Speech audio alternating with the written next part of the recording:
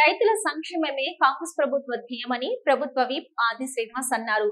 చందుర్తి, కిష్టంపేట గ్రామాల్లో ఇందిరా మహిళా శక్తి కింద ఐకేపీ వారి ఆధ్వర్యంలో నిర్వహిస్తున్న వరి ధాన్యం కొనుగోలు కేంద్రాలను ప్రభుత్వ విప్ ప్రారంభించారు. అనంతరం కిష్టంపేట గ్రామంలోని శ్రీ లక్ష్మీ నరసింహస్వామి వారి కళ్యాణ మహోత్సవంలో ప్రభుత్వ విప్ పాల్గొని దర్శించి ప్రత్యేక పూజలు నిర్వహించారు.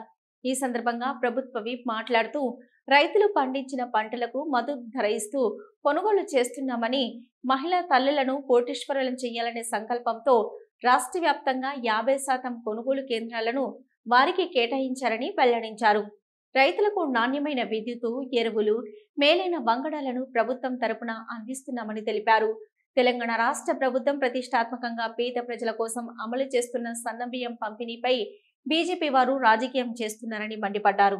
కొందరు ఫ్లెక్సీలు కట్టి తాము పంపిణీ చేస్తున్నామని గొప్పలు చెప్పుకుంటున్నారని, బీజేపీ పాలిత రాష్ట్రాల్లో సన్నబియ్యాన్ని ఎందుకు పంపిణీ చేయడం లేదని ప్రశ్నించారు.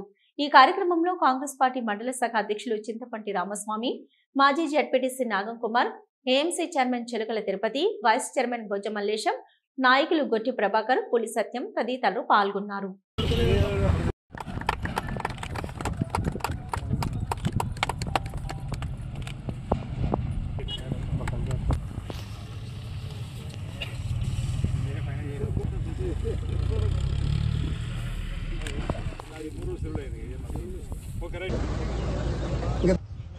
రైతును రారాజుగా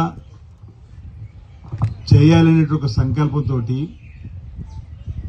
రైతు పండించిన పంటలకు మద్దతు ధర కల్పించాలని చెప్పిన ఒక ఆలోచన ఆనాటి కాంగ్రెస్ పార్టీ ప్రభుత్వము గౌరవ ముఖ్యమంత్రి వైఎస్ రాజశేఖర్ గారు తీసుకున్న నిర్ణయానికి అనుగుణంగా 2024 ఈరోజు 2004 ఈరోజు 2025 ఇంచుమించు 21 సంవత్సరాల క్రితం రైతులు పండించినటువంటి ధాన్యాన్ని ప్రభుత్వం కొనుగోలు చేసేటువంటి కార్యక్రమాన్ని అమలు చేసిన సందర్భంలో బాగా గుర్తు, నేను అప్పుడు ఎంపీపీగా మీ ఆశీస్సుతోటి చందుర్తి మండలానికి, ఆ తర్వాత సంవత్సరానికి దేవస్థానం చైర్మన్ కూడా ఎంపికైన క్రమంలో ఈ కార్యక్రమం మొదలైంది.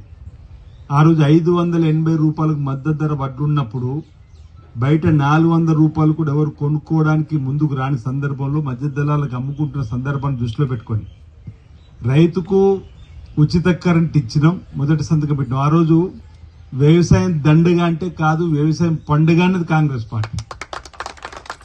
ఉచిత కరెంట్ ఇస్తామంటే లేదు, బట్టలు ఆరేసుకోవాలి, కరెంట్ ఉండదు, తీగలంటే ఇచ్చి చూపించింది కాంగ్రెస్ పార్టీ. ఆ తర్వాత మరి పండించిన పంటను మధ్య దళారులే తక్కువ ధరకు తీసుకుని పోతున్నారు. ఎందుకు మనం మద్దతు ధర కొనుగోలు చేయకూడదు, ఎందుకు మనం సాహసం చేయొద్దని చెప్పని రాజశేఖర్ ఆలోచించి మహిళా తల్లుల్ని లక్షాధికారిగా మార్చాలి, మహిళా సాధికారతలో భాగంగా వారిని ముందుకు తీసుకోవాలని చెప్పని వారిని ముందు పెట్టి ఐకేపీ సెంటర్లు ప్రారంభం చేసినాం. ఆ తర్వాత పిఐసిసిలు వచ్చినాయి, ఆ తర్వాత మార్కెట్ కంప్లెక్స్ వచ్చినాయి, డిసిఎంఈ సెంటర్లు కూడా వచ్చినాయి. ఆనాటి నుంచి రైతుకు పంట పండించిందంటే కొనుగోలు కేంద్రానికి వచ్చినాక మద్దతు ధర రావడం, రైతు హ్యాపీగా ఉన్న సందర్భంలో అప్పుడు రుణమాఫీ కూడా చేసినాం. మన్మోహన్ సింగ్ గారు ప్రధానమంత్రి. తర్వాత జలయజ్ఞం ద్వారా మన ప్రాంతానికి సాగునీరు రావడానికి కోసం కూడా శ్రీపాద్ ఎల్లపల్లి ప్రాజెక్టు నుంచి కూడా నీరు తీసుకొచ్చే కార్యక్రమం బహుశా మొన్నటి సందర్భంలో కూడా ఇక్కడ వరకు కూడా మనం శ్రీపాద ప్రాజెక్టు నీళ్లు ఇప్పించగలిగిన బండపల్లి పోయే క్రమంలో కాలువ జోగాపూర్ కానీ కిష్టపేట కానీ 2-3 తల్లకు సంబంధించి ఇబ్బంది తలెత్తుందంటే కూడా ఇప్పించుకున్నాం. ఆ రోజు 10,37 కోట్లు మల్యాలు మీరు అందరూ వచ్చారు.